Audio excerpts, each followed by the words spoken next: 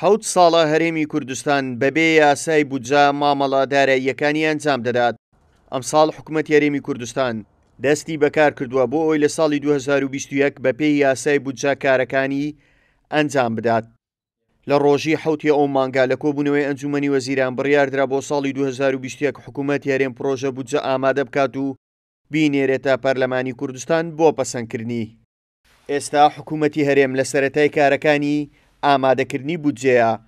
ئەنجومەنی باڵای ئابووری کە لە سەرۆکی حکوومەت و جێگری سەرۆکی حکوومەت و وەزیرانی دارایی و پلاندانان و سامانە سروشتیەکان و کارەبا پێکاتوە کۆ دەبێتەوە بۆ ئامادەکردنی پرۆژە بودجەی ساڵی 2021. دوای ئەنجومەنی باڵای ئابووریش هەریەک لە وەزارەتی دارایی و پلاندانان ئامادەکاری دەکەن بۆ پرۆژە یاساکە. ئامادەکاریەکانی ئەو دوو وەزارەتە لەو چوارچێوێ دەبێت کە لە بودجەی ساڵی 2021 گرنگی بە کام سێکتەر بدرێت و بودجەی پێویست چۆن دابەش بکرێت بەسەر وەزارەتەکان. دوای تەواوبوونی ئامادەکاریەکانی بودجە لە حکوومەت و پەسەندکردنی بودجە لە کۆبوونەوەی ئەنجومەنی وەزیران ڕەوانەی پەرلەمانی کوردستان دەکرێت. دوای گەیشتنی پرۆژە یاسای بودجەش لە پەرلەمان پاش خوێندنەوەی یەکەم و دووەم و سێمی پرۆژە یاساکە پەسەند دەکرێت.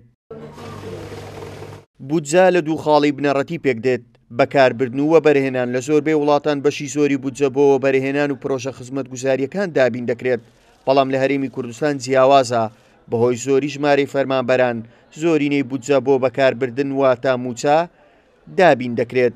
بودجەی ئەمساڵی هەرێمی کوردستان لەسەر دوو بنەما ئامادە دەکرێت. خاڵی یەکەم لە کاتی ڕێکەوتنی حکوومەتی هەرێم و حکوومەتی عێراق دەبێت کە بەغدا بودجە بۆ هەرێم ڕەوانە بکات.